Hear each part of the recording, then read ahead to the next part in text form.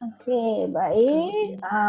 Nice to meet you, Bapak Ibu semuanya. It is good to see you back karena belajar itu adalah hari-hari yang membahagiakan. Ya.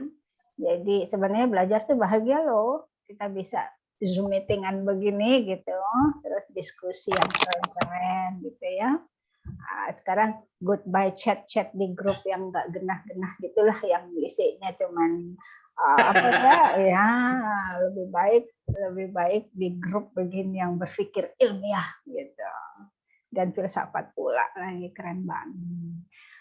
Ibu Umi, saya suka sekali dengan itunya, headsetnya ada kepala kucing. Headsetnya dia lagi rusak, mau pakai punya anak dulu. Itu latarnya. Gaul deh, berasa ABG Ibu. Gaul banget. Ibu masih di kantor kah, Ibu Umi? Masih, Bu. Apa sih? Aduh. Teman kantornya juga belum pulang ya? Iya, Bu, karena mau break, mau libur. Itu teman kantornya kenapa nggak diajakin kuliah bareng? Promosi. Kayak Pak Rijal tuh ngajak-ngajak teman tuh. Berapa temannya? 3, 4, 3 ya di kelas ini. Betul. Jadi berempatan. Berempat. Belajar ilmu filsafat. Oh, keren banget. Tapi itu Ibu, Pak Arif sama Pak Suwandi izin karena memang hari ini kami sebetulnya ada jadwal, jadi diwakilkan saya dengan Pak Fatih. Kan pertama makanya saya videokan ya, itu untuk membantu Bapak Ibu yang tidak hadir, dan juga apalagi yang hadir tapi ngantuk jadinya nggak nangkep gitu, jadi bisa diulang kembali nanti malam. Know that. Ibu ngerti aja. I do know that because I were just like you before gitu lah ya, dulu long time before. Malah saya sudah ngajar. Dulu saya masih mengurus Sekolah Global Mandiri Cibubur, lalu ngajar di S1 dan kuliah S3. Tuh, malah 3 tempat waktu saya ngambil S3, Ibu Bapak. Bapak itu berdarah-darahnya udah lewat, sekarang tinggal putih-putihnya aja yang masuk. Oke, baik. Mari kita merecall, karena pembelajaran yang baik adalah pembelajaran yang diawali dengan recalling apa saja yang sudah didapat oleh peserta didik. Bapak Ibu peserta didik loh, walaupun sudah andragogi ya. Ya, apa saja yang didapat yang di minggu lalu. Pendek saja di recall supaya kita bisa bridging antara topik yang lalu dengan topik sekarang. Silakan, ada yang mau merecall, istilahnya recall itu apa ya? Dipanggil kembali lah daya ingat yang masih tersisa yang di minggu lalu. Silakan. Saya Ibu, silakan. Mungkin mengawali dari teman-teman. Ya, silakan Pak Rijal. Ada beberapa yang ya, mungkin mengawali dulu supaya teman-teman tidak malu. Mantap. Ada beberapa hal yang saya catat. Yang pertama, kita belajar tentang mengetahui tentang apa, bagaimana, dan mengapa, itu nomor 1. Nomor kedua, saya juga catat adalah rasa ingin tahu itu melahirkan ilmu. Yang ketiga, keraguan-raguan mendatangkan kepastian karena ragu-ragu membuat manusia beranalisa dan meneliti. Yang keempat, rasa ingin tahu tentang hakikat sesuatu adalah inti dari filsafat. Nomor 5, fungsi filsafat untuk pengetahuan dan kepastian dengan akal budi. Nomor 6, sesuatu yang dilandasi logika menghasilkan sesuatu yang bernilai ilmiah. Mungkin itu, Bu. Jangan nggak boleh kata mungkin ya? Itu sudah pasti. Boleh, gue gunakan mungkin. Kan kalau penempatannya pas kan bisa. Mungkin saya tidak hadir ya, itu benar tuh, karena mungkin ada suatu kendala atau itu. Saya nggak boleh bilang mungkin. Tapi Anda kata itu sudah kelihatan pasti. Thank you, Pak Rizal. Siap, Ibu. Bukan berarti lengkap nih Pak Rizalul, boleh diulang lagi oleh Bapak Ibu. Walaupun sudah lengkap, silakan ada lagi yang lain. Ayo, mau masuk YouTube nggak? Saya coba Bu. Silahkan Pak Ade Rahmi. Jadi kalau kemarin tiga kata mungkin Bu yang inti dari belajar kemarin itu, bahwa kita belajar filsafat itu pertama ada keapaan, kemudian kemengapaan, dan kebagaimanaan gitu. Kebagaimanaan Sesuatu. duluan dulu ya. Ya kebagaimanaan dulu. Oke. Apa Mungkin itu, Bu. Nah, kalau Ini. keapaan itu apa bahasa kerennya? Ontologi ya.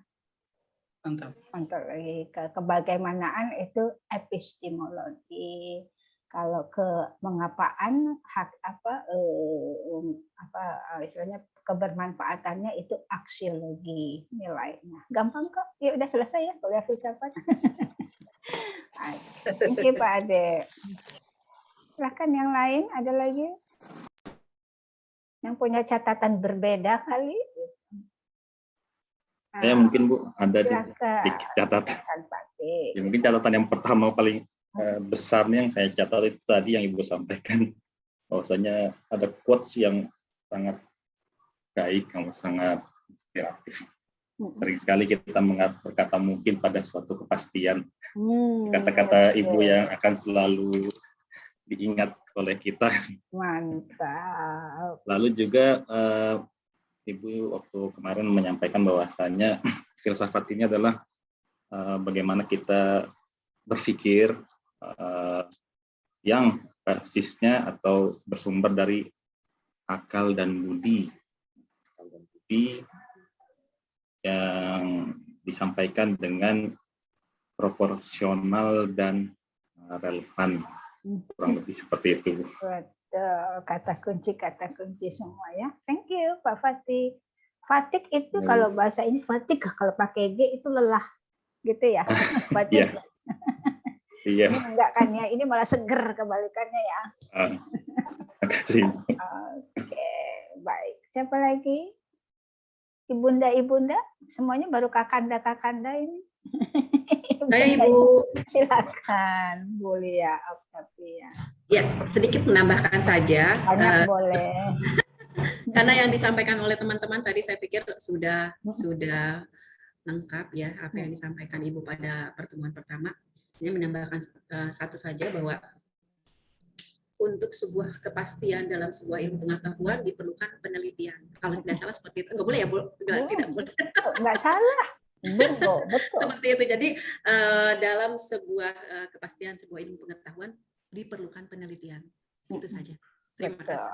Oke, ya, melalui eksperimennya, melalui trial, uji coba. Nanti makanya kita recall karena ada sambungannya nih hari ini. Oke, baik. Sudah tidak ada lagi, berarti kita mulai yang babak kedua, gitu, sambungannya yang kemarin. Jadi bridgingnya udah enak. Jadi umpama ada informasi baru, nggak lagi itu yang mana sih, gitu. Karena kalau recall itu bagus, gitu ya. Nah teman-teman yang membantu recall ini membantu teman-teman juga yang lain untuk bridging istilahnya. Baik, saya akan berbagi informasi. Kalau kan Zoom suka bilang gini nih, izinkan saya men-share, nggak usah izin, emang tugasnya men-share gitu ya. Kan sering juga gitu ya, kalau lagi izin saya men-share, nggak usah izin, bilang aja langsung saya akan membagi informasi baik. Begitu. Kita mengingat kembali.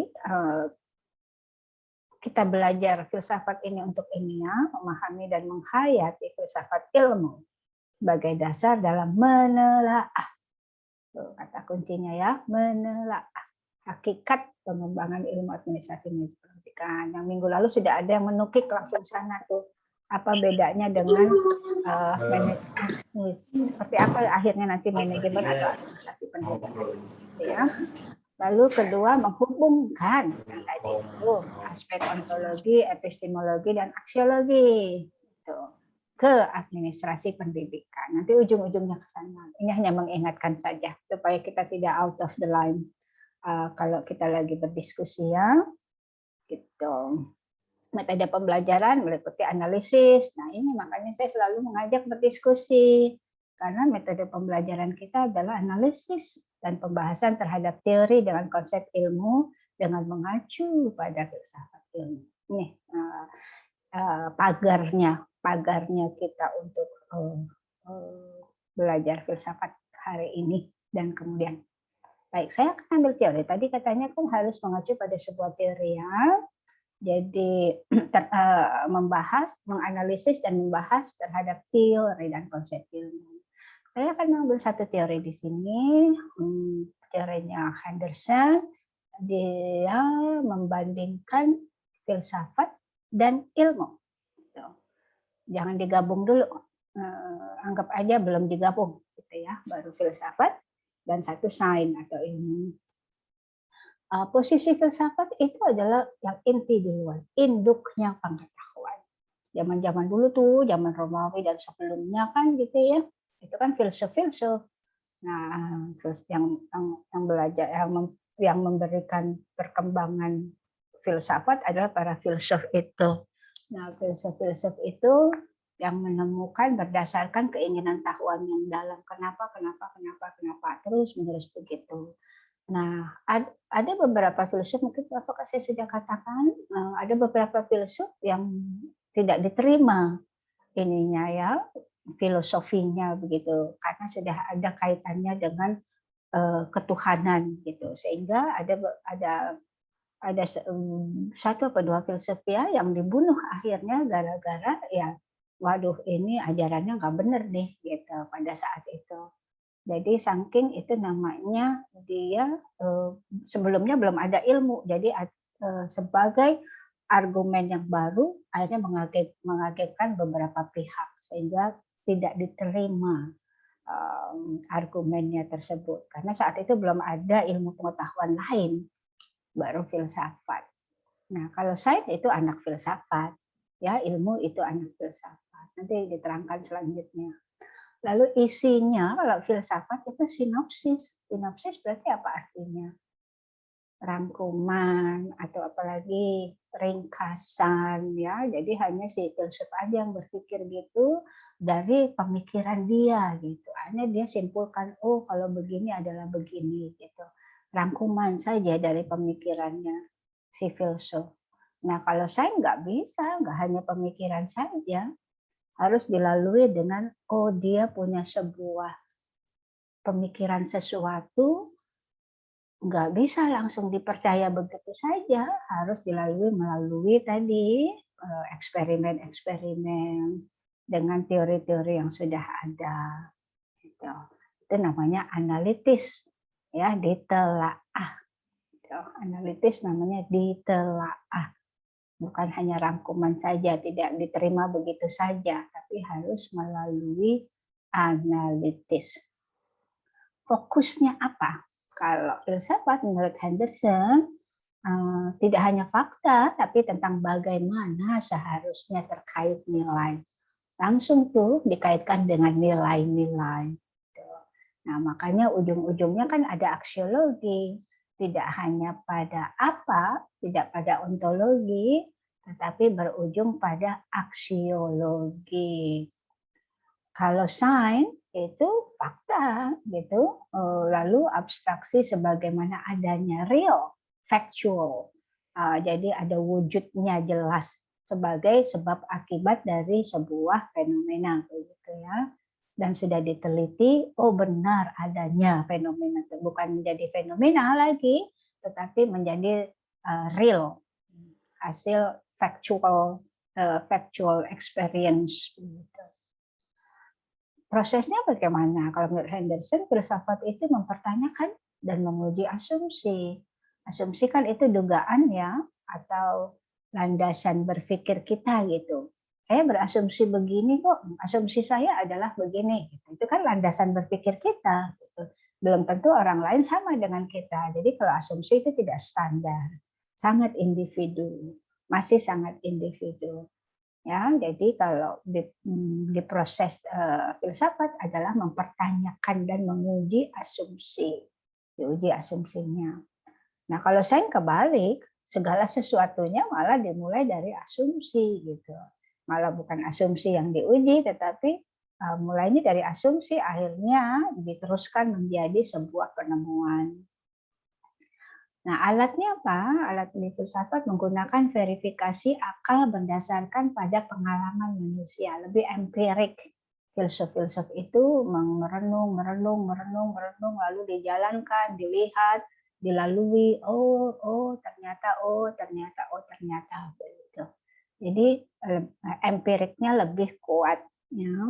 Nah, kalau sains menggunakan eksperimen, udah nggak lagi cuma sekedar berlalu begitu saja. Oh, yang kemarin begini kok. Gitu. Itu namanya berlalu begitu saja, sesuai dengan apa yang terjadi. Tapi kalau desain menggunakan eksperimen yang dikontrol sebagai metode melalui pengalaman indera, panca indera. Ya, tadi yang kita sebut itu tadi logika dan kolbu, gitu ya, akal budi. Gitu. Kan itu panca indera, merasa, melihat, ya, meraba, gitu. Itu kan bisa merasakan, bisa kaitannya dengan kolbu. Bagaimana kita merasakan sesuatu, nggak hanya bisa dilihat dari mata. Oke, itu menurut Henderson ininya ya, perbandingan antara filsafat dan ilmu. Ada tambahan di sini atau ada komentar sebelumnya supaya kita bisa diskusi? Ada tanggapan? Waduh, maaf ya, kata saya udah sampai di rumah kadang jaringannya suka up and down. Tadi saya seharian di kampus, sempat bertemu Pak Rektor juga di jam 10 sampai jam 11, sampai jam setengah 12 menjelang sholat Jumat. Silakan. Ada yang mau mengembangkan sampai di situ teorinya Henderson? Kaitkan saja dengan apa yang terjadi di lingkungan kita, pengalaman kita. Adakah? Boleh, Bu. Silakan Pak Ade ya. Ini sih Bu, ini berangkat dari kepoan saya selama ini Bu. Good. Kepo itu filsafat loh. Iya Bu, kan saya lihat ketika seorang kuliah S3 di luar negeri itu kan gelarnya PhD Bu ya. Iya. Itu kalau katanya singkatan dari Philosophy of Doctor apa Bu? Nah, mungkin yang jadi pertanyaan, S3 itu kan level tertinggi ya dalam hal belajar. Sementara di situ di gelar itu ada filosof gitu Bu. Ada filsafat. Nah, saya selama ini berasumsi berarti memang dalam level ilmu itu memang tingkat filsafat itu tingkat berpikir tertinggi atau bagaimana Bu? Itu. Ini yang bertanya sih Bu. Iya, betul sekali. Jadi kalau S1 itu tataran operasional, jadi membuktikan teori ya, maksudnya ya, kalau S1 itu. Makanya kan tesis, penelitiannya itu gimana penelitiannya? Hanya atau judul penelitiannya kan hanya teori ini digunakan di ini gitu ya, maksudnya melihat kebenaran teori itu gitu. Kalau skripsinya S1, kalau S2 sudah mulai tuh menggabungkan, mengcompare, mengkoneksi gitu ya, apa yang ada dengan apa yang ada di teori dan dianalisis gitu. Kan makanya kan ada judul-judul S2 itu adalah hubungan atau pengaruh atau apalah gitulah ya gitu. Itu S2 tataran udah masuk ke analisisnya, apakah ada hubungannya begitu. Tidak hanya mengimplementasikan teori. Kalau satu tadi tataran operasional, apa kata teori dilakukan gitu. Nah di S2 masuk ke tataran analisisnya gitu. Apakah ada hubungannya dan apakah hubungannya itu positif atau tidak positif sehingga akhirnya harus dilakukan sebuah penelitian baru gitu, perkembangan ilmu baru, penelitiannya lagi gitu. Kalau S2 kan, nah itu tataran teoritis kalau S2 ya, karena teori-teorinya itu dengan teori dan empirik dan istilahnya Dasein and Dasolennya itu ya yang real di lapangan dengan teorinya itu match nggak gitu, digabung-gabungkan, atau teorinya itu benar-benar berfungsi nggak di dalam lapangan. Itu tataran teori.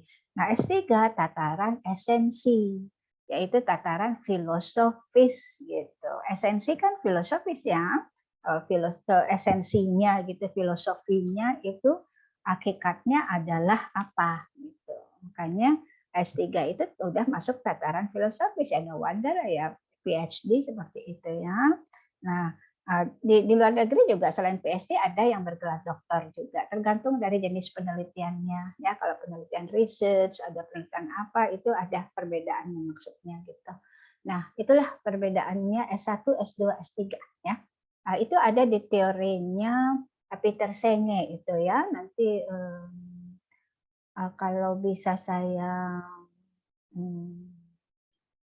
apa ya kemarin tentang nanti setelah ada break sedikit saya cari. Teorinya Peter Senge ada itu. Tataran manusia berpikir pertama tadi tataran teoritis ya, tataran operasional, tataran teoritik dan tataran esensial gitu.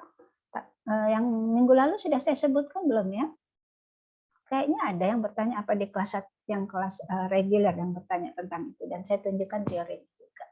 Begitu ya, Pak. Jadi memang benar. Jadi ya makanya ya semakin mestinya ya semakin tinggi ilmu itu semakin kayak padi, itu maksudnya itu. Udah nggak ngomongin tentang ontologi lagi. Udah kalau S2 udah nggak ngomongin ontologi dan epistemologi, tapi kalau S3 udah ontologi, epistemologi, dan aksiologi gitu. Benar, itu tataran. Ya. Ada lagi? Silakan yang mau berpendapat atau mengkait-kaitkan. Ini ya, Pak Iman. Ini Bu, saya mau bertanya Bu, agak menarik. Terlalu ini, Bu, dekat ini Pak Iman. Ayo bisa goodbye dulu jauh. Oke. Ini Bu, saya itu mau bertanya sedikit aja. Banyak juga. Mengapa filsafat tidak bisa dikatakan sebagai ilmu Bu? Ada pendapat katanya Bu? Terus udah gitu aja Bu. Kenapa? Yo, nanti kita bahas nih kayak tadi kan ya, kalau ya, ilmu Bu. Tadi kan ya. Ini turunannya ya, turunannya ilmu. Kecilin. Ada Pak Iman, tutup dulu itunya, di mute dulu, supaya nggak ngiang gitu, kayak ambulan. Ini saking cintanya nih, belajar aja bersebelahan. Coba dilihat berapa jarak sih, cuma semeter, jangan-jangan ya. Aduh. Wah, deket banget, jelas aja ngiung-ngiung. Aduh, oke lah ya. Baik, seru nih, seru. Begitu ya Pak ya, nanti tadi terangkan, jadi ilmu itu turunannya dari filsafat, bukannya ilmu itu bukan filsafat, bukan itu, maksudnya turunannya dari filsafat itu karena orang bertanya terus, dan akhirnya banyak orang yang nggak percaya gitu. Jangan dong, jangan cuma sinopsis aja dong, cuma dirangkum, tapi ada sesuatu behind the scene, more than that, yang perlu diteliti gitu, sehingga akhirnya dapatlah ilmu tersebut gitu. Ternyata tidak hanya tidak hanya di sinopsis, tapi harus dianalitis gitu. Nah, itulah akhirnya timbul ilmu. Jadi bukan filsafat beda dengan ilmu, bukan, tapi ilmu adalah turunan dari filsafat gitu ya. Oke, ada lagi sebelum kita ke slide selanjutnya? Saya mau menambahkan atau silakan. Silakan. Atau tidak, mungkin nanti dikumpulkan namanya koreksi. Jadi tentang tadi menarik tadi pertanyaannya Pak Iman ya tentang ilmu. Jadi saya teringat dengan suatu kaidah gitu. Jadi di bahasa itu ada yang terkadang dua kata yang kalau digabungkan itu berbeda jadinya. Dan kalau dipisahkan sama artinya. Contoh misalnya cinta dan sayang misalnya seperti itu. Cinta dan sayang ini kan kalau disatukan seakan-akan ada perbedaan. Cinta itu apa, sayang itu apa gitu. Atau mungkin cinta itu lebih tinggi dari sayang itu lebih bawah cinta atau sebaliknya. Tapi kalau misalnya dipisah, kalau seseorang mencintai ya pasti menyayangi. Kalau misalnya menyayangi ya pasti mencintai. Ini mungkin ada kaitannya mungkin dengan filsafat dan ilmu. Ketika kita membicarakan ilmu, itu adalah filsafat. Ketika kita memberikan filsafat suatu hal, maka itu adalah ilmunya. Tapi ketika filsafat dan ilmu ini digabungkan, akan ada perbedaan antara filsafat seperti tadi yang pemaparan Ibu tadi itu, filsafat itu seperti ini, ilmu itu seperti itu. Mungkin kurang lebihnya seperti itu. Iya, kalau saya sih yes. Kalau saya sih yes, bukan Anang aja yang bisa bilang kalau saya yes. Itu memang benar ya gitu. Jadi terkait banget. Nah, gitu, terkait banget. Nah, itu perkembangannya. Nah, habis filsafat, habis ilmu juga harus turun. Nah, ini berkembang nih, kayak contohnya gini, psikologi. Dulu ilmu murninya hanya psikologi. Ternyata berkembang. Pendidikan ternyata butuh ya pendekatan psikologi. Ya, akhirnya turunannya adalah lagi terapannya psikologi pendidikan gitu. Manajemen juga gitu, manajemen, Pak.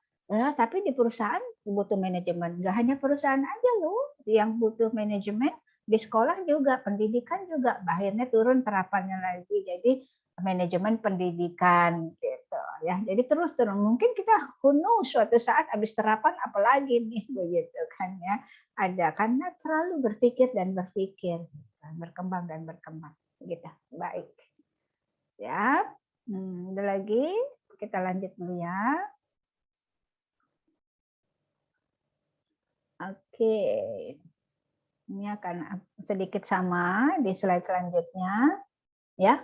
Tadi nih, sekarang kebalik, yang sains ada di sebelah kiri, filsafat sebelah kanan. Kalau sains itu banyaknya empirik ya, maksudnya harus dilalui, harus dieksperimen, harus dilihat, ya, dianalisis. Lalu tadi di kelas 11 sebelumnya ada yang bicara, Bu, bedanya asumsi dengan hipotesis apa? Gitu. Oh, ini dia. Makanya filsafat ilmu itu nanti kaitannya dengan mata kuliah metodologi penelitian, metlit ya, metodologi penelitian nanti. Karena memang landasan berpikir dari metodologi penelitian itu adalah landasan berpikir filsafat. Gitu. Nah, kan itu disebut, kalau tadi kita bicara tentang asumsi kan itu dugaannya, landasan berpikir kita. Nah, jangan dibiarkan, itu kan baru asumsi menurut filsafatnya. Lalu jangan dibiarkan begitu saja, ditanya dong kenapanya gitu. Akhirnya saya menyimpulkan, oh nggak begini, oh, itu yang disebut hipotesis. Menurut saya mestinya begini. Nah, harus dibuktikan. Menurut sayanya itu begini, itu harus dibuktikan. Yang menurut sayanya begini itu masih hipotesis gitu, dihubungkan dengan dugaan sementara kita gitu. Nah, harus dilalui dengan eksperimen ya. Jadi harus melalui dengan eksperimen, diteliti dengan sebuah landasan teoritis, ya barulah dikeluarkan sebuah kesimpulan. Itu tadi, itu teori, itu pengetahuan tadi. Ya, jadi kalau sains harus dilalui semua proses itu. Harus dilalui semua proses, namanya disebut empirik. Kalau filsafat hanya bersifat konseptual, apa kata filsuf ya itu sudah, nggak perlu dibuktiin secara ilmiahnya gitu. Makanya tadi ada beberapa filsuf yang dibunuh gara-gara yang nggak diterima. Maksudnya masa sih, kalau nggak salah Galileo, bukan Galileo, nanti coba dicek yang mana filsuf yang akhirnya dibunuh ya, karena yang mengenai ini ya Bu, ya, bumi bulat sama datar ya. Betul, itu ya, seperti itu. Di secara agama nggak masuk pada saat itu, agama yang pada saat itu ya. Akhirnya dia dipenggal atau di apa gitu ya. Gitu. Karena baru konseptual aja, belum bisa dibuktikan. Baik, desain itu berhubungan dengan fakta dan menggunakan eksperimen yang terukur oleh indera. Gitu. Tadi sudah disebutkan, ini lebih spesifik disebutkan lagi. Kalau filsafat, sesuatu yang tidak dapat dirasakan oleh indera belum tentu bukan merupakan kebenaran hakiki. Gitu. Lalu sains itu bersifat analisis tuh, ada objek formalnya, dan kalau udah analisis berarti pakai logika dong. Ya, ada critical thinking di situ. Yang namanya analisis itu critical thinking banget. Nah, critical thinking itu ya pasti menggunakan logika, logical thinking gitu ya. Nah, kalau filsafat bersifat sinopsis, melihat secara keseluruhan saja kesimpulan. Lalu kalau sains bersifat objektif, kalau filsafat bersifat subjektif. Ya betul. Ya, lalu kuantitatif berbentuk sains kuantitatifnya, kalau filsafat berbentuk kualitatif, bentuk nilainya, hakikatnya, ya, tadi aksiologinya ujungnya. Lalu kalau sains itu ilmu mempercayai asumsi yang sudah diyakini sebelumnya, ya, karena harus ada teori dulu lalu berkembang lagi. Oh, ternyata kayak kemarin saya sudah terangkan metode pembelajaran sekarang sudah harus hybrid gitu. Karena 50% nggak bisa lagi metode klasikal. Jadi teori klasikal itu gugur pada zaman sekarang gitu. Karena nggak bisa digunakan karena kondisi 50% PTMT-nya. 50% di kampus, di sekolah, 50% lagi di rumah. Berarti ada sebuah ilmu baru nih, yaitu teori baru, yaitu teori pembelajaran hybrid gitu, ya. Jadi harus di teori yang lama harus dikembangkan menjadi teori baru berdasarkan kondisi terkini, kebutuhan terkininya apa. Lalu kalau filsafat meragukan dan merenungkan kembali asumsi yang ada, direnungin aja gitu, diragukan, direnungkan, lalu dia ketemu lagi asumsinya tadi lagi. Sains itu mengikuti langkah-langkah sistematis. Ini tadi metodologi penelitiannya, method tadi. Lalu nanti kalau filsafat tanpa eksperimen atau riset sehingga dapat menelaah penyelesaian yang tidak dapat dicarikan penyelesaiannya oleh sains. Karena notabene filsafat melulu hanya membicarakan tentang nilainya, ujung-ujungannya, kebermaknaannya, nilai dari sebuah pemikiran.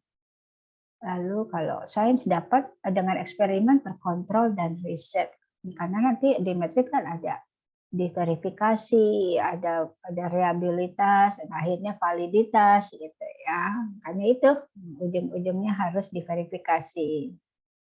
Baik, sampai sini ada yang mau berpendapat? Bu, bertanya nih Bu. Silakan. Apabila tadi melihat dari perbedaan sains dan filsafat, jadi bertanya nih Bu, bagaimana misalnya filsafat itu mampu nggak menjelaskan antara baik dan buruk dan benar dan salah gitu?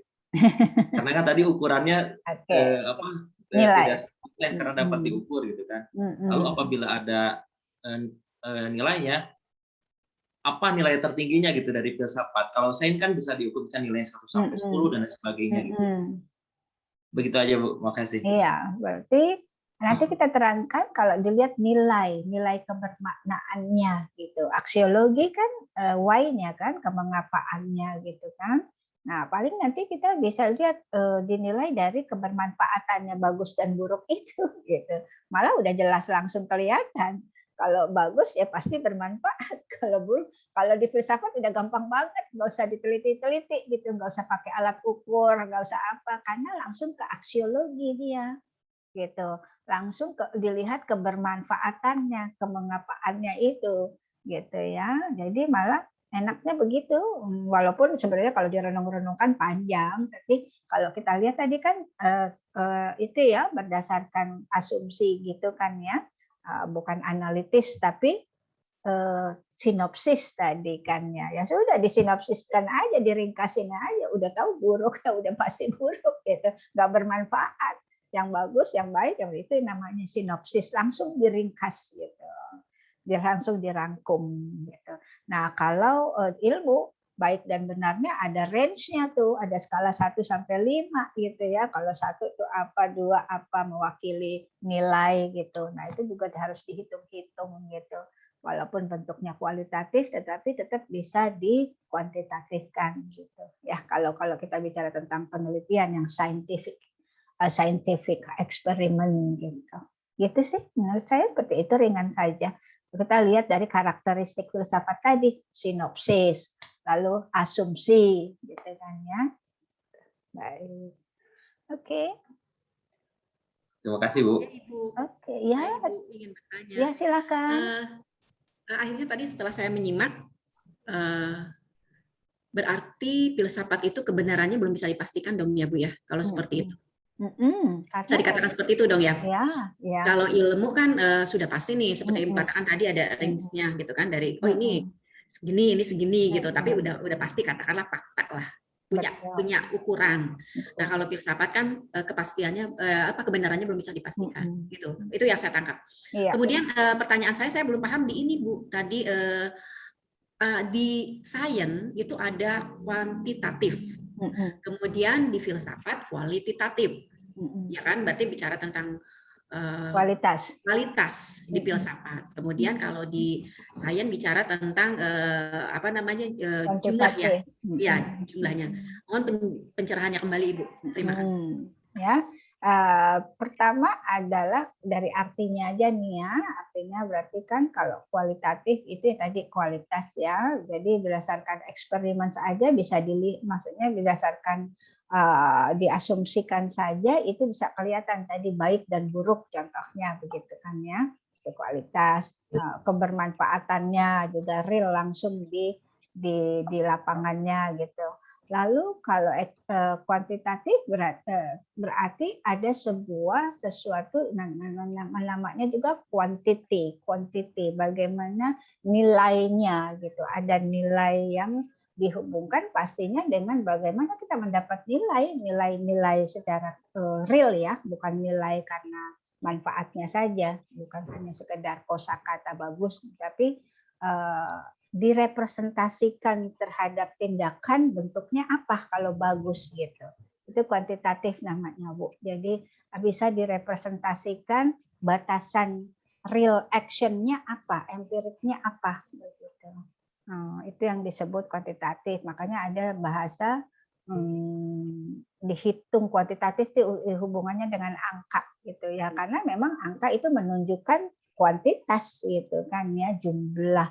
Kalau besar kuantitasnya segini, kalau kecil berarti kuantitasnya segini. Kalau tadi kualitatif bagus dan tidaknya berdasarkan cuman oh ya dia bagus gitu, asumsi. Makanya kan kalau penelitian kualitatif itu kan hanya melihat, mengobservasi gitu ya, dilihat keunggulan sebuah sekolah itu keunggulannya ini, hanya dilihat dilihat kepala sekolahnya didatangi, hanya berdasarkan itu, nggak dihitung-hitung gitu. Tapi kalau kuantitatif nggak bisa, harus ada representasinya dari skala tadi, menggunakan skala apa gitu ya. Kalau nanti makanya kita berhubungan erat nanti dengan penelitian. Ya, penelitian kuantitatif, kualitatif, mixed method gitu. Makanya harus jelas dulu nih pengertian filsafat dan ilmu, karena itu penting banget buat Bapak Ibu nanti membuka gerbang penelitian Bapak Ibu semuanya. Landasan berpikirnya seperti itu. Baik. Terima kasih Ibu. You're welcome. Oh iya Bu. Ya. Boleh tanya nih, boleh kalau dong. biasanya kan kalau kita ketahui ilmu itu adalah filsafat yang disisipi sains gitu kan Bu. Nah, kalau misalnya dari filsuf-filsuf yang terkenal sebelumnya, mereka kan mengutarakan teorema. Apakah mereka itu kan teoremanya hampir kebanyakan dibuktikan sesuai dengan teknologi sains sekarang. Nah, apakah mereka itu bereksperimen, apakah dia pasti nggak bereksperimen, pasti kan kalau dia filsuf pasti dia merenung, berkonsep gitu kan Bu ya. Nah tapi kenapa mereka itu kebanyakan sinkron atau linear dengan eksperimen yang terbukti setelah ratusan tahun kemudian gitu Bu? Iya, itu benar. Berarti kan dalam artian memang makanya dia jadi induknya ilmu kan ya gitu.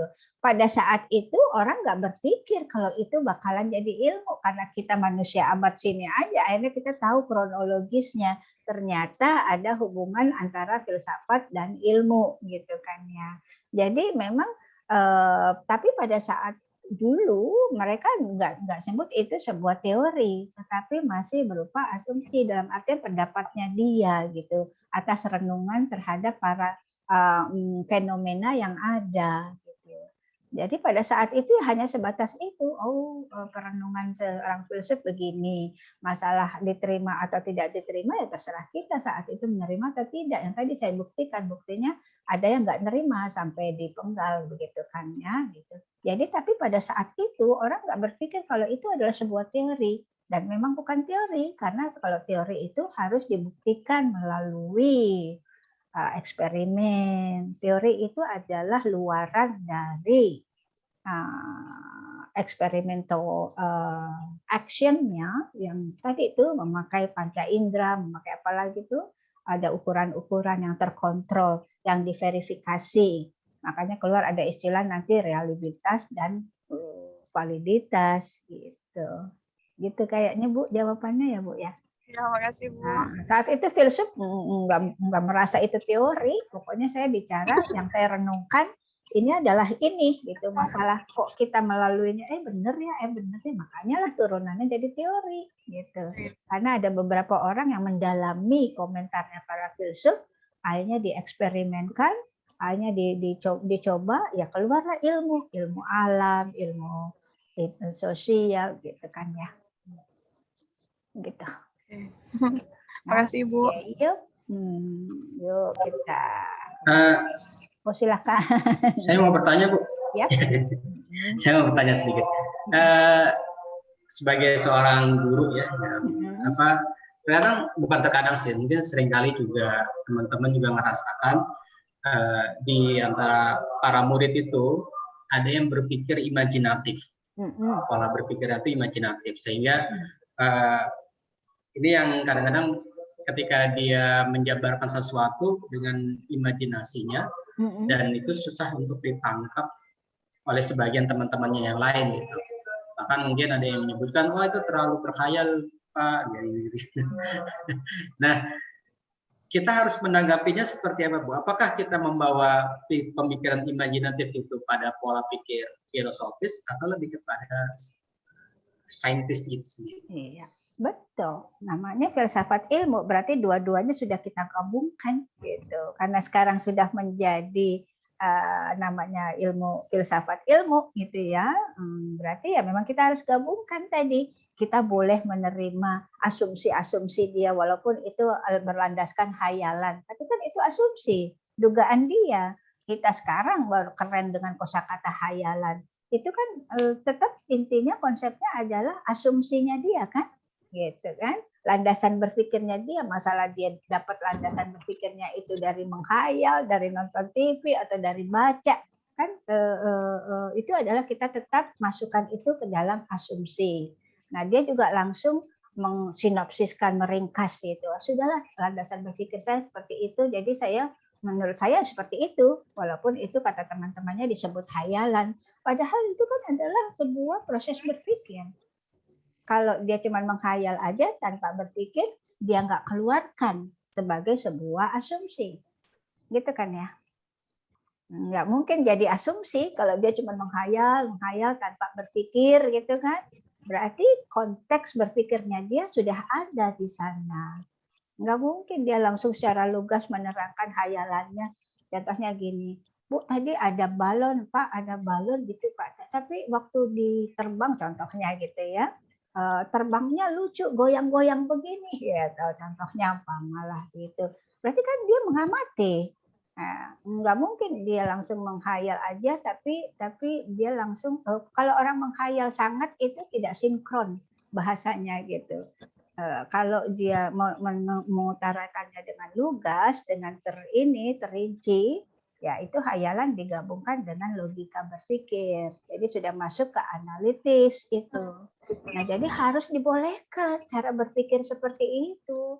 itu malah bagus, out of the box. Biarkan anak liar berpikir, dalam artian bukan liar ini ya, maksudnya buka semua dunianya out of the box. Yang itu yang sekarang kita sebut out of the box, gitu ya. Berpikir out of the box, bukan hanya sekedar yang seperti itu runtutannya. Kadang kita harus keluar dari box kita, box berpikir kita. Nah, namun sebagai guru kita juga harus tahu batasannya, dalam artian berarti kita batasi dengan sebuah teori, Pak. Gitu. Contohnya dia tadi bicara tentang balon. Kok balon bisa kayak joget-joget begitu ya, goyangnya ya ke kiri ke kanan, padahal nggak ada angin loh. Gitu. Nah, Bapak bisa gabungkan dengan teori, kuatkan. Iya, kadang angin itu berubah arah gitu, tergantung dari tekanan udara, gitu kan ya. Siapa yang guru IPA di sini gitu, kayak gitu. Jadi supaya asumsi orang terhadap si anak yang katanya cuma penghayal bisa dibuktikan bahwa itu bukan sekedar hayalan, tapi memang dugaan sementara gitu. Tapi dia nggak tahu itu ada sebuah teori. Nah, guru lah yang harus menekankan kalau itu sebenarnya gejala alam yang benar. Balon bisa joget-joget begini walaupun nggak ada angin, tetap si balon pun punya tekanan udara di dalamnya gitu. Atau lebih ilmiah lah kayak gitu, Pak ya. Jadi cerdas-cerdasnya guru menjembatani, bridging tadi, bridging dari anak yang masih berasumsi, tapi kita masukin ke analytical point of view-nya, itu Pak. Berarti ya saya dapat masukan bagus ini. Berarti kalau misalnya di dalam suasana di kelas ada murid yang mengutarakan pendapatnya dan kita sadar mungkin pendapat itu dilahirkan dari bacaan, tontonan yang mungkin tidak semua orang itu, mungkin langsung kita katakan ya kepada teman-temannya, itu bukan khayalan tapi itu adalah sebuah asumsi. Betul. Artinya kita sejak awal memperkenalkan bahwa ketika khayalan diutarakan itu menjadi sebuah hipotesa, mungkin sebuah asumsi yang bisa diperbincangkan. Ya. Terima kasih Ibu. Keren kan? Itu namanya merdeka belajar itu. Anak-anak nggak apa-apa harus keluar out of the box-nya. Jadi guru yang bisa bridging-nya gitu ya, supaya itu bukan menjadi bahan mentah lagi, tetapi bahan matang gitu. Kita bisa jadikan matang bahan itu yang tadinya bahan mentah jadi bahan matang. Itulah gunanya ilmu, gitu ya, Pak Bu ya. Oke, sip. Anak kan kalau kita langsung masuk teori, masuk langsung ke implementasi. Jadi kita nggak hafalan teori aja. Kelas kita kelas keren ini ya. Oke, silakan. Ada lagi? Saya boleh, Bu? Silakan, Pak Ade. Iya, mungkin berangkat dari tadi ya yang disampaikan oleh Pak Rijal, Bu. Pengalaman saya, Bu, dalam membimbing anak-anak ini, Bu ya, siswa-siswa Olimpiade, Bu. Saya mungkin sudah membimbing anak Olimpiade lumayan lah, Pak, cukup lama. Dia udah lebih dari 10 tahun lah, Bu ya. Oke. Saya menyimpulkan, Bu, biasanya anak-anak yang sukses di Olimpiade, Bu ya, terutama di Olimpiade matematik, itu saya melihat bahwa anak-anak yang sukses sampai ke tingkat nasional bahkan internasional itu saya melihat justru anak-anak yang bisa berpikir tadi seperti yang Ibu sampaikan out of the box itu, Bu. Jadi anak yang bukan prosedural langkahnya, tapi dia memang ya itu out of the box, jadi bisa cari cara-cara lain gitu, Bu ya. Saya melihat anak itu biasanya sukses itu dalam lomba-lomba gitu, Bu ya. Nah, saya kalau dikaitkan dengan filsafat, Bu ya tadi, jadi sepertinya memang ya tadi mungkin kegiatan anak berpikir out of the box itu kan mungkin bagian dari filsafat, Bu ya. Berpikir curious, rasa ingin tahu.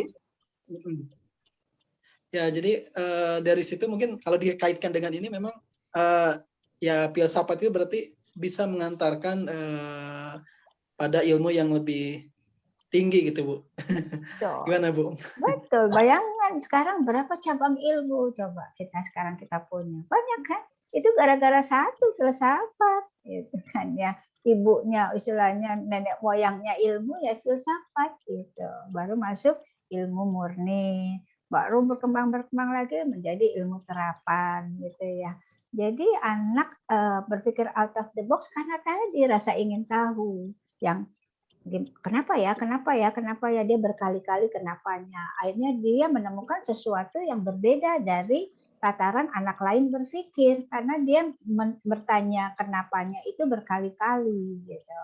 Sehingga dia menemukan sesuatu yang berbeda dengan anak lain karena rasa ingin tahunya yang dalam gitu ya, yang terus-menerus diacu. Nah, tentunya ini berkaitan juga dengan bagaimana tentunya berkaitan dengan guru dalam mendampinginya gitu. Nah, itu tadi yang saya sebut guru harus menjadi bridge ya untuk menjembatani bahan mentah mereka itu menjadi bahan matang gitu. Itu makanya tadi saya istilahkan begitu ya. Mereka tuh masih mentah tuh itunya, asumsi-asumsinya. Nah, kita yang sudah berpunya teori ya kita kaitkan dengan teori tersebut gitu. Ya, jadi contoh nih kayak Bapak nih berasumsi barusan kayaknya kalau anak yang juara lomba-lomba yang juara-juara itu yang anak yang out of the box. Nah, itu Bapak bisa buktikan nanti di teori psikologi pendidikan gitu. Dikaitkan dengan gimana kalau emang anak memang kita menghargai kecerdasan majemuk, lalu kita menghargai cara berpikir aktif, kan ada teori-teorinya itu. Oh ternyata seperti itu, benar gitu. Anak-anak yang itu ya maksud saya. Jadi jadikan menjadi bahan matang, jangan jadi bahan mentah aja.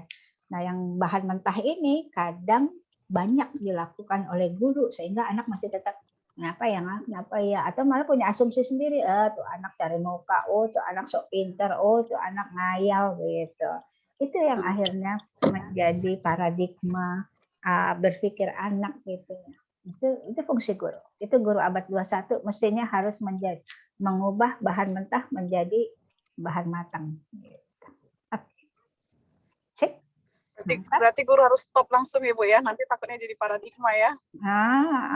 Harus apa Bu? Stop? Harus langsung stop langsung kalau misalnya jadi anak itu suka menghayal, jadi teman-teman langsung menganggap itu tidak seperti paradigma. Ini anak suka menghayal begitu gitu ya Bu ya. Iya, jadi dibuktikan langsung. Ada kok teorinya itu benar kok. Itu kayak tadi lah. Benar, bisa aja balon tanpa ada angin dia joget-joget karena ada sebuah tekanan di dalam balon itu sendiri gitu ya. Jadi keilmiahannya itu diangkat. Jadi bukan hanya berupa asumsi, tapi kita langsung buktikan dengan eksperimentalnya, yaitu teoritiknya. Gitu. Ya. Nggak susah kan jadi guru kan? Semakin kita dapat menghasilkan anak yang kayak tadi itu, kita semakin puas. Ternyata jadi kita lagi dan lagi pengen bimbing anak yang benar, yang genah gitu bahasanya. Ngajarnya sekarang pengen yang genah aja deh. Ternyata kalau kita ngajar genah itu anaknya super genah gitu. Nah, jadi kita merasa kayaknya ternyata dengan gaya kita genah, anak kita menjadi super genah gitu. Apa genah itu bahasanya? Bahasa Jawa ya genah ya. Bener lah gitu ya. Bahasa Sunda juga genah ya? Enggak. Oke lah. Ada lagi? Sebelum kita langsung ke slide selanjutnya ya. Masih ada beberapa slide. Nah, di sini dia ya. Ini dia. Akhirnya filsafat ilmu kalau kita gabungkan tadi, ya fokus kajiannya sebenarnya hanya ontologi, epistemologi, dan aksiologi. Gitu.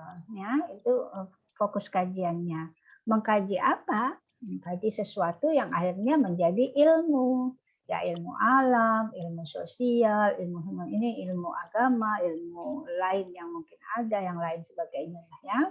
Tapi itu mengkajinya ini tentang ini. Kalau kita melihat gejalanya tentang gejala alam, ya berarti itu menjadi ilmu alam. Kalau kita melihat gejalanya tentang hubungan antara makhluk, komunikasi, interaksi, adaptasi, gitu. Berarti ilmu sosial itu, gitu. Atau humaniora, bagaimana manusia punya rasa, punya karsa, punya apa ya, gitu.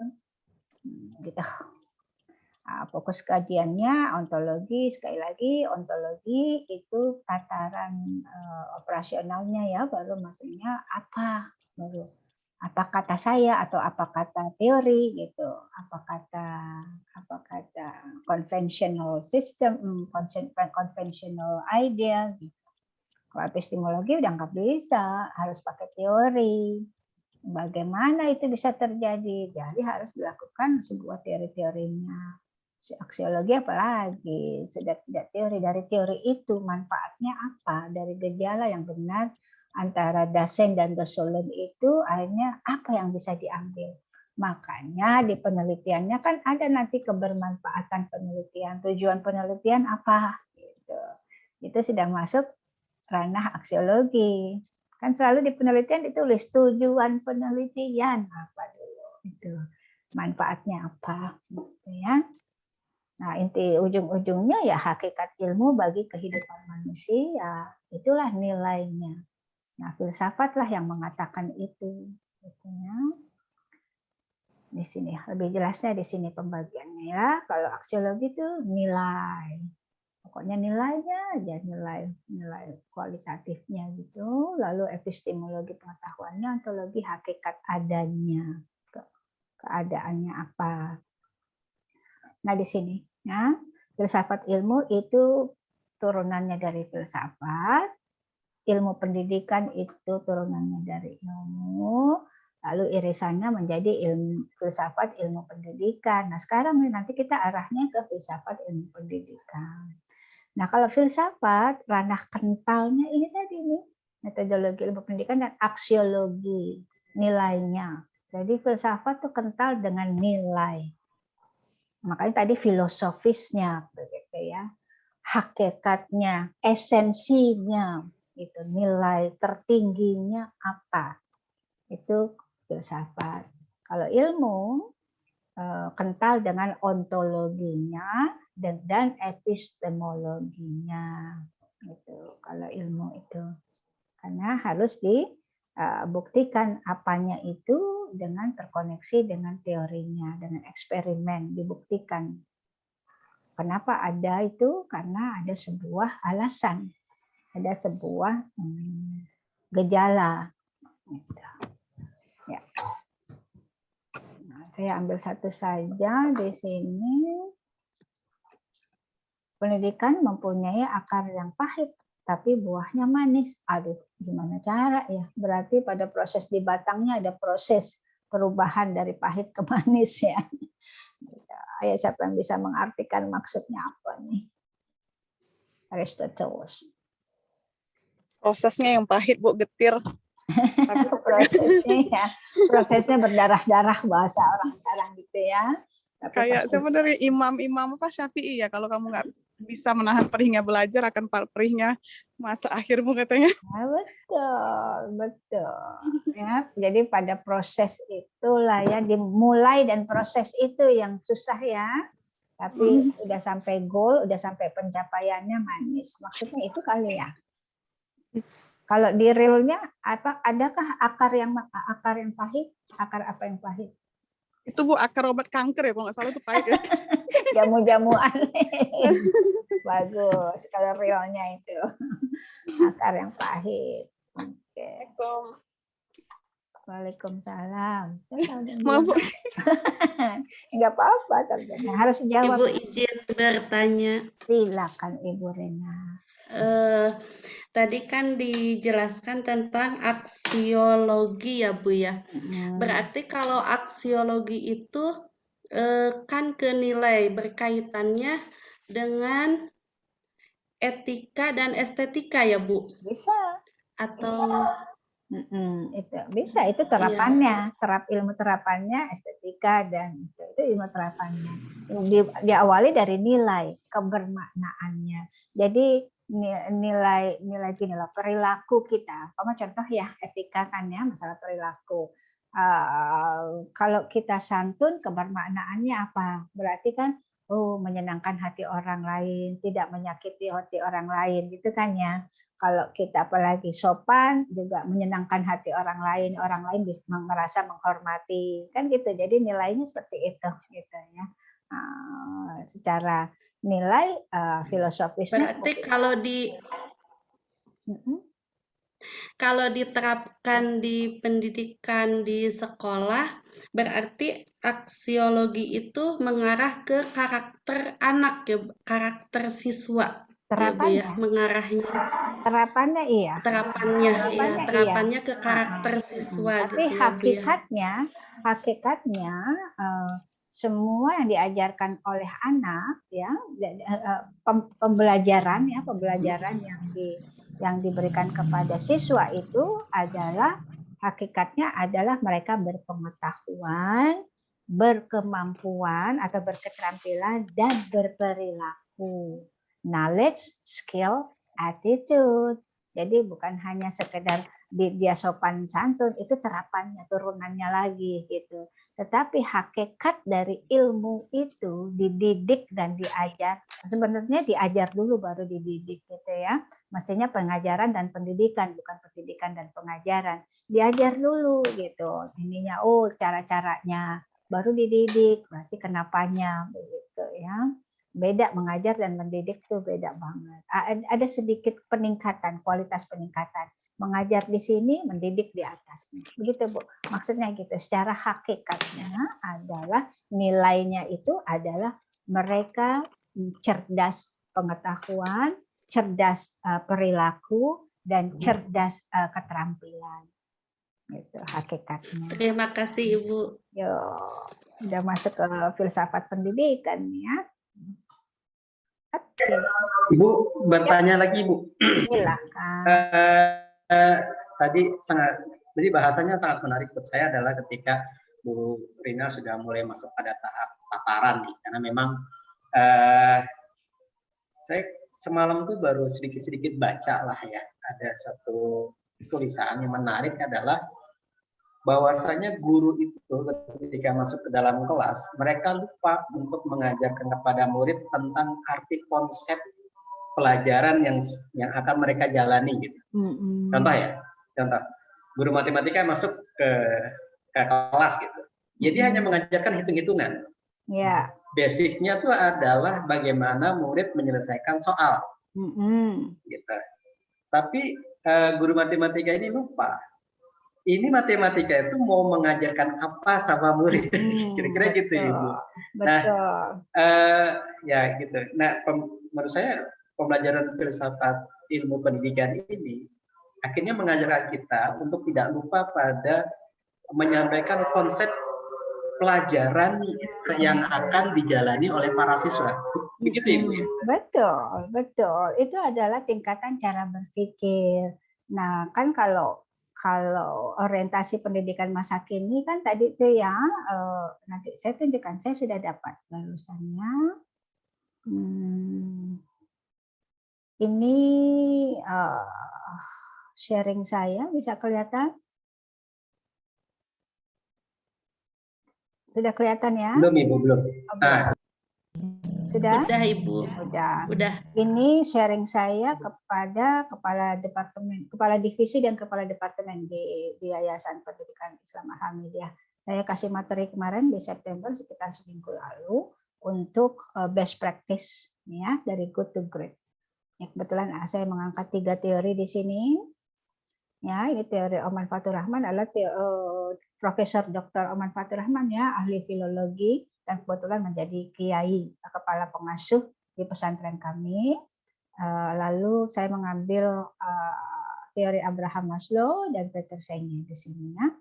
Nah, di sini Pak tadi yang saya sebutkan di tataran berpikir mental modelnya adalah menurut Peter Senge itu di tataran praktis ini.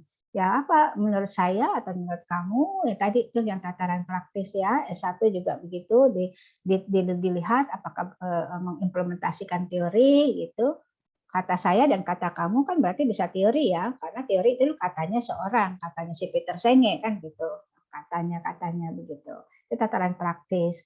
Lalu tadi masuk ke tataran teori di sini, prinsipal. Lalu yang tadi Bapak bilang konsepnya ini adalah esensinya. Sebenarnya tujuannya ini loh, hakikat dari belajar itu.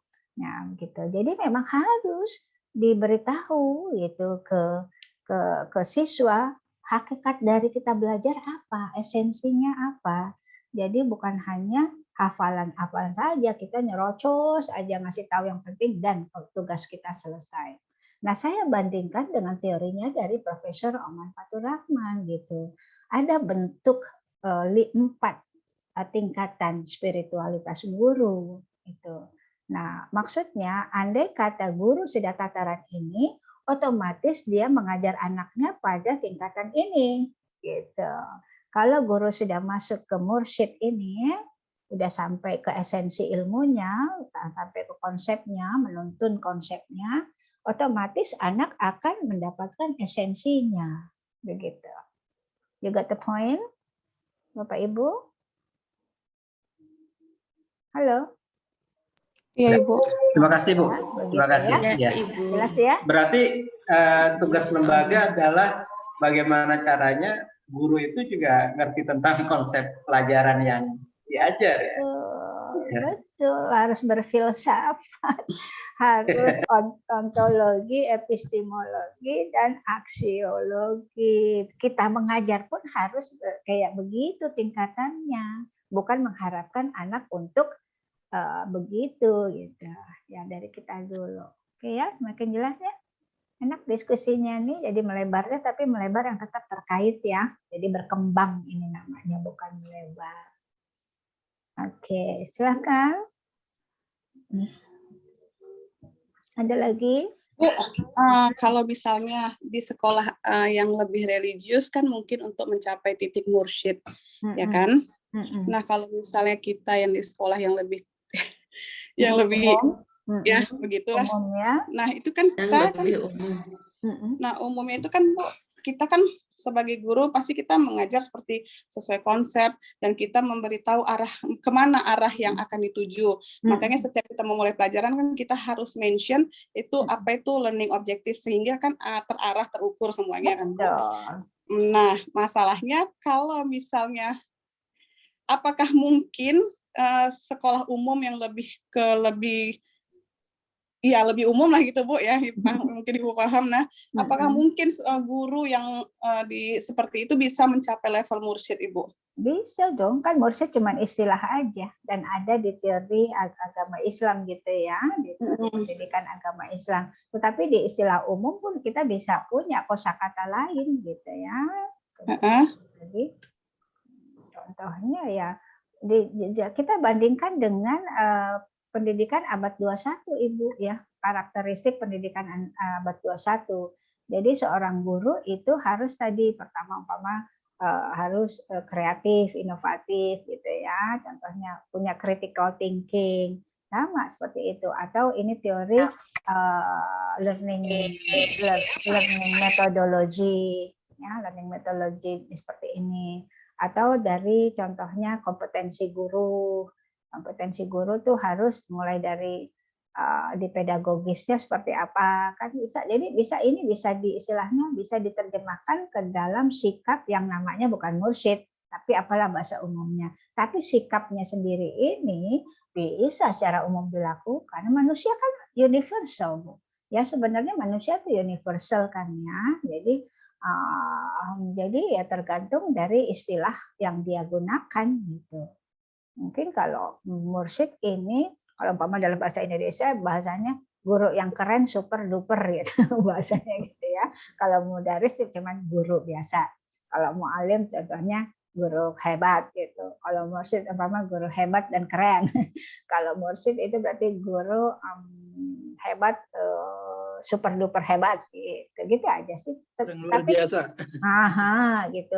Sebenarnya esensi dari sikapnya ini, kualitas spiritualnya bisa di orang yang nggak beragama pun ya bisa lakukan ini gitu, yang nggak punya agama bukan maksudnya gitu ya, atau orang dari Afrika atau dari orang planet bisa mencapai sikap ini karena ini sangat universal sikapnya, sebuah spiritualitas gitu.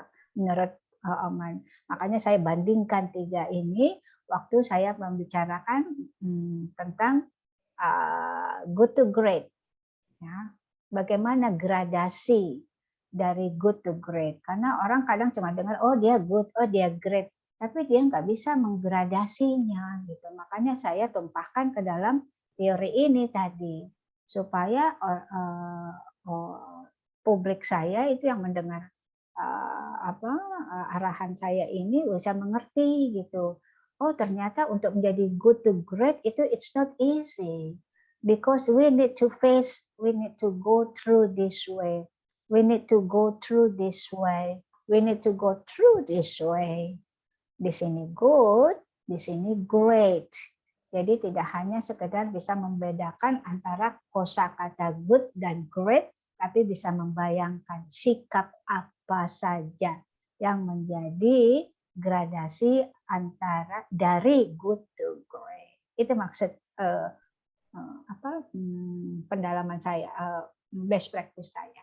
Saya mau dong berbagi nanti umpama Bapak Ibu di sekolah punya acara, silakan saya bisa berbagi ilmu gitu ya. Oke. Ada pertanyaan? Kita sudah mau menjelang maghrib, kita selesai jam berapa? 17 berapa? Biasanya Pak Jenderal yang hafal ketua kelas hafal durasi waktu. Ya kalau di di jadwal itu sampai jam 18.15 Bu. 18.15 sudah melebihi maghrib ya? Iya. Tapi itu melebihi maghrib. Salah Pak, kalau di jadwal pukul 18.55. Hah? Oh, sorry. 17.55 ya? 17.55. 17.55. 17.55. Iya. 17.55 ya. Betul, 17.55. Betul ya, 17.55. Oke lah, kita pokoknya tidak maghrib sementara 40. Jadi 17.40 aja. Siap. Ya, karena persiapan maghrib dan saya. Yang penting kita ngobrol kita nih berisi. Walaupun istilahnya kita tidak sampai 17.55, tapi apa yang kita sudah diskusikan ini sangat berisi sekali. Bahasa saya kan yang tadi tuh Prof. Oman itu kan adalah kepala pengasuh pesantren Alhamdulillah. Saya berdiskusi, saya sangat senang punya teman diskusi seorang prof yang hebat, ahli filologi, bisa ikuti, dia orang hebat banget dan udah mendunia gitu ya. Nah, saya sering mendapat diskusi-diskusi dengan beliau. Nah, kadang saya dibilang Bu Farida tuh ngocehnya bernas gitu katanya beliau gitu. Apa saya sampai bilang, Prof, bernas apa Prof? Oh, saya kan nggak terlalu kan karena saya sudah katakan saya sebelumnya di sekolah internasional ya, saya makanya atas kehendak Allah mungkin punya kehendak baik buat saya bahwa saya akhirnya terminal akhirnya adalah di pesantren gitu. Jadi it's beautiful buat saya itu it's beautiful kehendak gitu ya dari Allah menempatkan saya ujung-ujungnya di akhir pengabdian pendidikan saya kok di pesantren selain di Universitas Pakuan gitu ya. Nah, begitu. Jadi saya tidak terlalu pandai mengaji atau semacam itu, tapi saya akan pandai mengaji di suatu saat. Nah, gitu. Jadi maksudnya ilmu itu bernas itu marilah kita walaupun singkat tapi bermanfaat gitu. Daripada panjang sampai ngantuk-ngantuk gitu ya, slide-nya sampai 20 halaman atau 30 halaman tapi tidak bernas gitu. Saya bisa ambil dari filosofi beliau, yang penting bernas Bu Farida dan saya ingin memanfaatkan itu walaupun singkat tapi it's beautiful for everybody, it's useful, beautiful and useful. Apakah hari ini beautiful and useful? Yes. Insya Allah demikian Bu. Demikian. Alhamdulillah. Ya. Yes.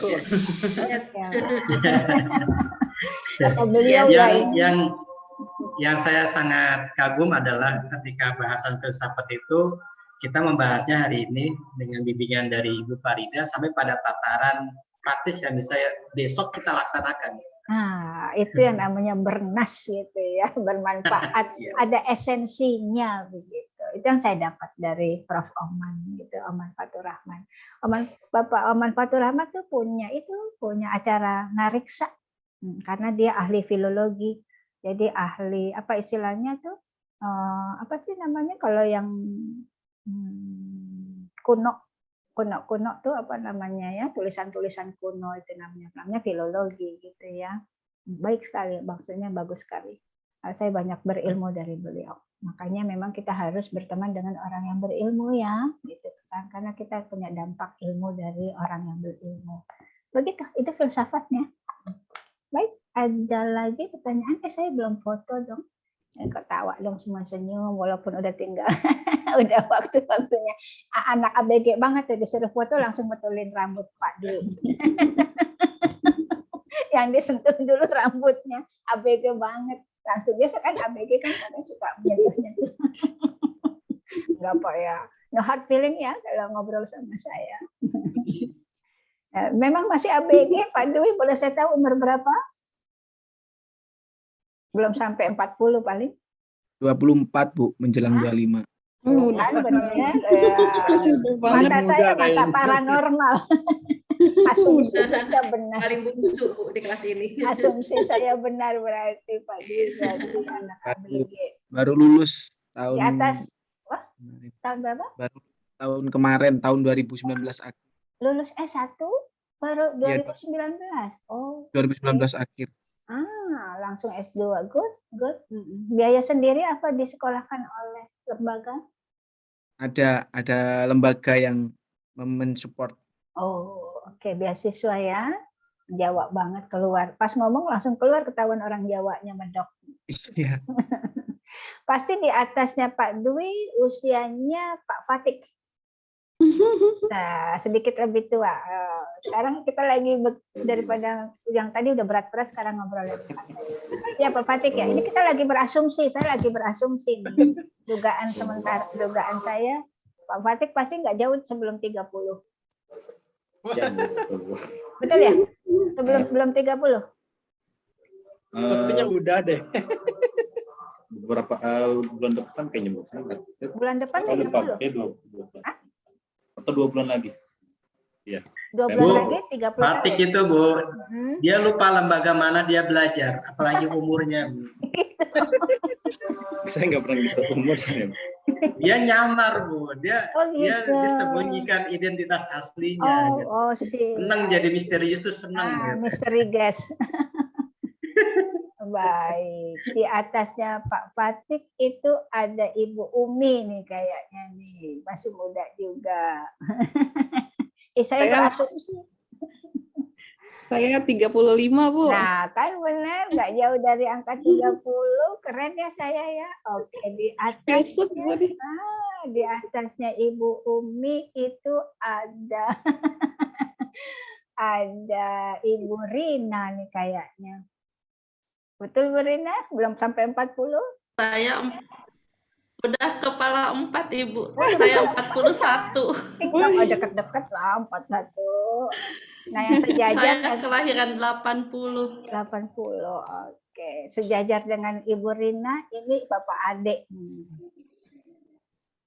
Kan? 41-an, betul ya? Pak Ade dari lembaga salah? Betul banget kok. Hah? Ya betul banget Bu, saya 40 itu sama dengan Bu. Hebat nggak saya tuh asumsinya. Di atasnya Pak Ade itu pasti Pak Iman, paling beda berapa tahun sama sang istri gitu kan. Bu, 41 Bu. Sama, sama kan, benar hebat. Beda 1 bulan Bu. Hebat.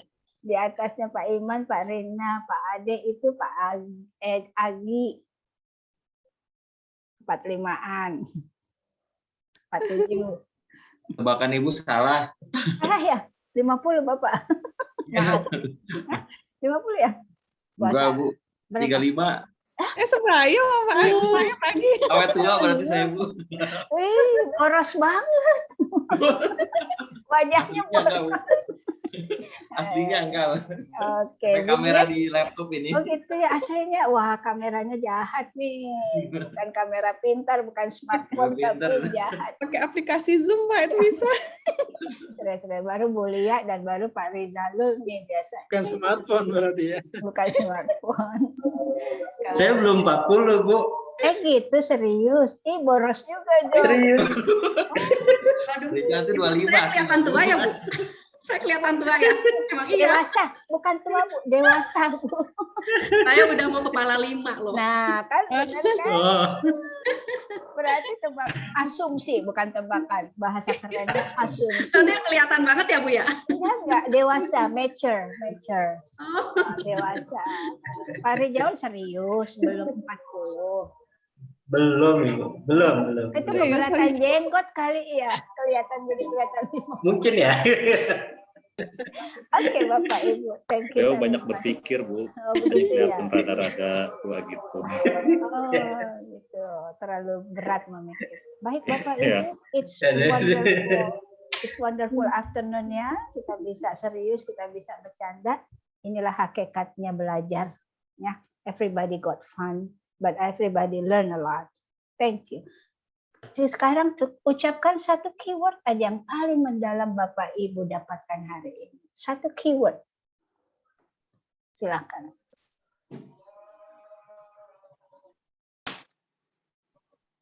Siapa? Menarik. Oke, Ibu Lia. Silakan. Siapa lagi? Interesting. Interesting. Oke, bahasa Inggrisnya ya. Oke. Itu sama, Pak. Menyenangkan. Menyenangkan. Oke, fun. Oke. Menyenangkan. Oke, silakan. Enjoy aja Bu. Enjoy. Oke, fun. Oke, enjoy. Apa lagi? Apa? Jelas. Jelas. Mengerti, Bu. Got it. Kayak bahasa ini, I got it. Gitu ya. Out of the box, Bu. Out of the box. Iya. Satu Kunci kata. out of the box. Itu out of the box idiom. Bisa dibilang satu kata. Out the box menjadi idiom. Kalau idiom itu dianggap satu kata. Saya bela. Bapak besok beliin bakso saya ya. Saya bela. Terima kasih, Bu. Dari saya bermanfaat. Useful, meaningful. Oke. Yes, meaningful. Oke. Pak Iman udah. Jangan bareng lagi sama Pak Rina. Masa jawaban aja sama? Mengerti, Bu. Mengerti. Got it. Oke, it's beautiful. Thank you. Salam sehat Bapak Ibu semuanya. Nanti saya akan kirimkan apanya tuh slide-nya, PowerPoint-nya dan juga filmnya, videonya. Bisa dipelajari lagi. Bisa bagi-bagi, bisa pamer. Kalau kelas S2 saya begini loh, gitu. Pamer sama orang lain gitu. Thank you. Take care. Salam sehat. Assalamualaikum warahmatullahi wabarakatuh. Terima kasih, Bu. Waalaikumsalam warahmatullahi Jangan lupa wabarakatuh. subscribe. Terima kasih, Bu. Silakan. Waalaikumsalam warahmatullahi wabarakatuh. Terima kasih, Bu. Udah, Tante Assalamualaikum, Dayana. Bu.